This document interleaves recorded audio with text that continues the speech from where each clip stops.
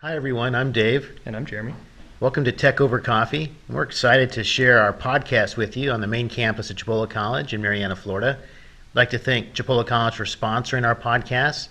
They give us these great resources, this beautiful studio, this chance for Jeremy and myself and other guests to talk about technology, business concepts, anything that really catches our interest. Those are two big areas that many topics tie to. And as we're getting started, Jeremy, I don't know, I had this email just pop up. It says, "Join now. Crypto with PayPal is coming." Have you heard of that? Yeah, that's a pretty big news story, right? Yeah, just getting that live. And of course, I'd heard about this before you did, but Probably, yes. I mean, I don't know. You just got this email from PayPal. I didn't get an email from PayPal. I think you emailed PayPal to send it to me, right? I think you must be like best friends with Elon Musk or something. Oh, wow. You know, this guy Dreaming. that started PayPal back when it was X.com. Right. But yeah, so crypto on PayPal now, that's a really big deal. You've got Bitcoin that's like rallying from this news, and it's something pretty spectacular because for a long time PayPal's been really anti-cryptocurrency because it's the competition, you know. And cryptocurrency, you look at Bitcoin, is it back at 20,000 yet? I mean, come on, let's get back to the glory days. It's getting there. I mean, it's about 12,000, 13,000 or so. I mean, good way to date us, by the way. I mean, tomorrow it's going to be something different, but it's on the upward swing. I mean, it's had a drop.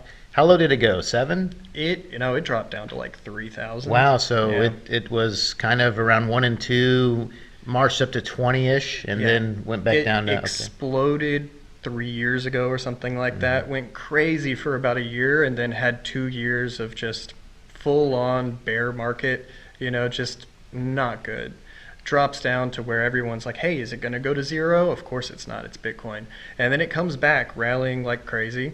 And it's on news like this, where you've got actual like institutional adoption starting to happen. You've got interesting economic times. You have Federal Reserve printing a whole bunch of money. You've got inflation. You've got all of these things happening. But the big part is actual infrastructure being built. You've got companies like PayPal finally stepping up to the board and saying, hey, we can, accept this now. This could be a good time. You wouldn't think so with challenges in the marketplace, challenges in everyday life. But the stock market is really on an upward swing. There are some solid gains. So the ability to have this foundational, this framework for other exchange activity behind the scenes, maybe laying the groundwork for PayPal, like we talked about earlier, to actually embrace some cryptocurrency. Yeah, and I mean, naturally, this is going to be a response to competition, right? You have competition from companies like Square, Cash App, a Jack Dorsey company, guy that runs Twitter. But you've got competition coming into the space of payments.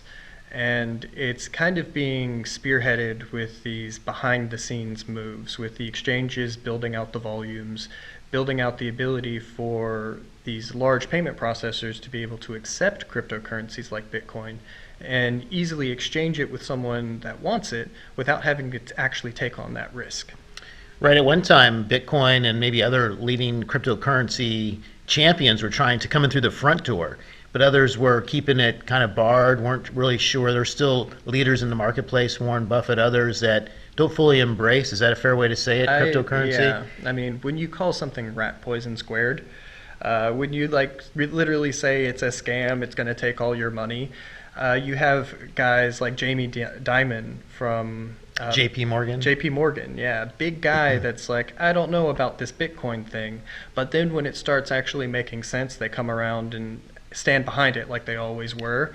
Like, hey, we really know what's going on in the investment world. You should listen to us. Well, they're not kind of saying that yet, but they'll have to. And even Bill Gates a few years ago when he was trying to give his accolades for cryptocurrency, he never really said that. He just said, the seminal technology, blockchain technology, is a winner. So that was kind of his vote. Yeah, it's like, I'm not going to say Bitcoin's a good thing, but man, I love blockchain. Blockchain's great. But it's a good thing because you finally have these companies and these people that before were sort of doubting it, coming around and understanding that the money of the internet is something you can actually use. And PayPal saying 2021 they're going to add a Bitcoin wallet to their Venmo app, which is also a really big deal, and it puts them on par now with their Cash App competitor. Now, as someone myself, I use PayPal for different activities. It's a good way to work with merchants, with contractors, when you're working on projects, everyday life. So to be able to utilize some cryptocurrency really gives you more versatility of interacting with people locally. Yeah. And even if you're working on projects, say, that are web-based and virtual, it's a way to give someone a choice in how they want to get paid. Right. It's pretty important there, too, because the issues that you've had in the past with proper acceptance of cryptocurrencies is the fact of, like, well, who's going to actually take this from me for money or for a service or for a product?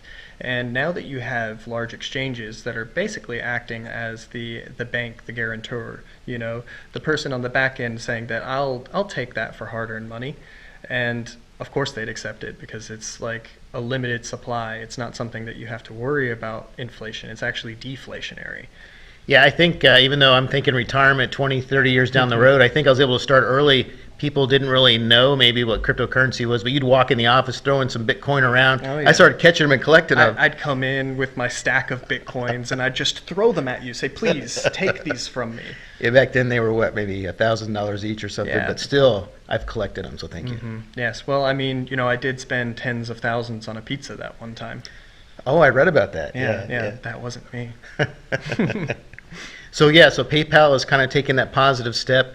Cryptocurrency, I think it's just going to be off to the races. We get the exchange framework in place behind the scenes. People are going to be able to trade it, continue trading it, and it'll become part of our everyday life. Yeah, and it all requires being put in place, right? You have to have the exchanges like BACT, the ICE, the New York Stock Exchange out there actively accepting this, creating pathways for the merchant processors like Visa, like MasterCard, to be able to accept it. And these are things that are already built into a lot of these terminals. And so it just kind of requires it to be unlocked. And that's what PayPal's kind of doing now, is they're stepping in and saying, yeah, hey, all that groundwork's done. We don't have to do the hard work. We can just put it out there for you. And a lot of people accept PayPal. I accept PayPal. I mean, PayPal's kind of was the old internet money. It still kind of is the internet money. And to move where they're really accepting the true internet money is pretty cool. Now, do you think there'll be people, we won't put in the name PayPal or others, that could potentially take advantage? Like, what kind of markup do you think they'll be charging to let people exchange cryptocurrency or to utilize that as a payment method? That's a good question. And I mean, that's why they would do it too, right? Is that they want to be able to pull a little bit of money out of that, like any merchant processor would. And so it's a question of, where's that range? Is it going to be 1%? Is it going to be like 3%? Currently, PayPal charges, I believe it's like 2.5, 3% for a charge. So, and that's on top of, like, if you're using eBay charges 10%, so you're paying 13%. Maybe if they open up, hey, you could do a cryptocurrency payment, doesn't have all of that back end stuff they have to do, maybe they only charge 1%. Maybe they charge no percent. Right. So that really could be a driver in how popular utilizing cryptocurrency will be. I know working on international projects with, say, those who are financiers overseas, they're still amazed at the kind of the traction that American Express has, because American Express is at 7%. It's really high. I mean, there are many small businesses that do not utilize American Express because it charges so much, but yet they still find traction. So if PayPal was, if cryptocurrency was able to take the other path and go very low, if they had a vote in it, they may not even have a voter say in the process. They could really get some good traction right out of the gate. It's naturally all going to be based on the merchant supplier, because there's no central authority for Bitcoin saying that, if you want to use our product, you do this or that. Anybody can go in and charge or do whatever they want. It's going to be about the competition of the market, because Bitcoin itself only charges the fees to send, and that's minuscule when you're a large merchant like that, because you can send out batch payments and things like that where you can drop your costs to near nothing. So that could be a motivator or a driver for PayPal to be a first to market in this regard, because then they can kind of set the fees wherever they want and then just adjust the competition as it shows up. And if they're opening for buying and selling of cryptocurrencies too, where you could deposit your Bitcoin to PayPal, sell it to PayPal, they might choose to make their markup from that instead. Take a Robinhood style approach where You can invest in fractions or yeah, components. you can go, you can put in a little bit of money. They charge no fees, but the reality is that they're giving you a slightly different price. So if the price is currently 30 cents, they'll give it to you for 31. You know, it's not that big of a difference, but it's enough for them to make a large amount of money from their millions of transactions possibly. So, wonderful topic to get us started. Thank you, PayPal, for that email. Though I think Jeremy may have encouraged you to send me that email, and that was some great timing. So, should we Google the next topic, or what do we I have? think maybe, I don't know. I think we might Bing that instead. Oh, because maybe the topic is Google. Right. Oh, we, yeah. We don't want to get in trouble with the DOJ. So I'm sure. Department of Justice. Yes. Ouch. Big time antitrust lawsuits coming into effect. Big news because this is the largest lawsuit against an American company since the 90s. We brought up Microsoft earlier. That was the previous top dog. Google said, "Now move aside. We've got the big lawsuit now." Right. If we go back in time to the 90s, the thought of Microsoft, of how all the antitrust cases against Microsoft, you really take a step back and say, well, what did they do so bad? Well, they just were, I don't know if smart's the right word, they were proactive, and they would bundle their services. So when you, for example, purchased Microsoft Office and you wanted to get on the Internet Explorer was what popped up, and that's what you used. So all the Office suite applications were like that, and there was no competition. You'd almost say, wow, by accident? Well, others would argue that was planned, and that was, on a business side, very competitive and quite worthwhile, until various DOJs, throughout the global marketplace, U.S. especially, but other countries started suing Microsoft, and that was a big ordeal. That was something that changed the landscape of software for years. It's what they call anti-competitive practices. And it's something that when you do it initially, might not be with the entire intention of getting everyone out of the way. I mean, Microsoft comes in, they create Office and Word, and they preload these things, and there's no reason for anyone else to make something else. It's not intentionally anti-competitive, but it becomes that way. And so that's kind of how this has evolved, where Google was not the first search engine, but they definitely became the best. And Well, the most used. Oh, I guess, Yes. yeah, I shouldn't say best, right? And there was what, Netscape's, Mozilla? I mean, There's a lot of them. I mean, Right. Mozilla's still around. Right. Firefox is great. Right. But everyone uses Chrome. Yes. I mean, it has kind of become the default of the internet. I mean, people use Chromium as their basis. And I think in the 90s they might have still been in grad school at Stanford, right? So we didn't really have Google on the yeah, scene. right. But now, so this antitrust lawsuit's specifically targeting their search and search advertising. And that's pretty big because that's where Google really makes all their money. Yeah, the Google search component, just as we joked earlier, let's Google it. That with any smart device in your home, with your smartphone, these agreements they have, for example, with Apple, with the iPhone, Google is a default search engine used, regardless if you're on Safari or what have you. It's the Google search that's driving it behind the scenes. And Google's made agreements not only with Apple, but with Verizon, T-Mobile, a lot of different companies, and for a lot of different areas too. And when they make these agreements, they basically agree that we'll put you ahead of everyone else, or we'll not even allow anyone else to make advertisements in some cases. And that's actually really bad when you consider that Google is kind of the front page of the internet now, and they've positioned themselves to be the front page of the internet, and then they're charging access to it. Well, I wonder if a counter argument for them, that's an interesting point. I would say Google is kind of the front end of the internet for us, maybe for tech users, but just for an average day user, they could argue that Facebook has become the front end of the internet. Yeah. And so that gives competition, even though they're not the same, they're very different, but many see the internet as this Facebook step, and then that's how they access things.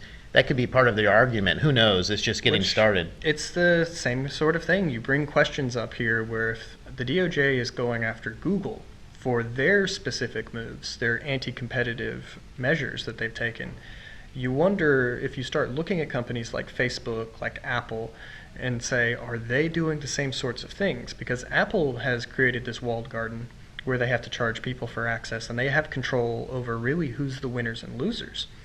And Facebook is kind of the same way on their own platform, and it's a wonder, are we going to have a restructuring or a bring back to the olden days of the internet when things were a bit more decentralized, and maybe these platforms can stay platforms but become more open and less owned.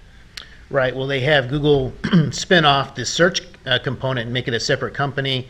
It's interesting to look at Microsoft. You said, well, let's Bing it.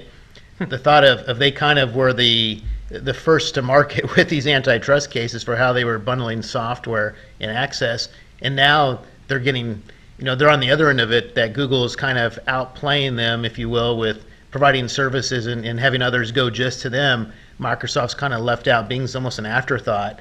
I don't think very rarely hear someone say, let's Bing it, or if ever, right? No. Google is part of our vocabulary. No, I've only ever heard bada bing, but that's not the same thing. Not the same thing at all.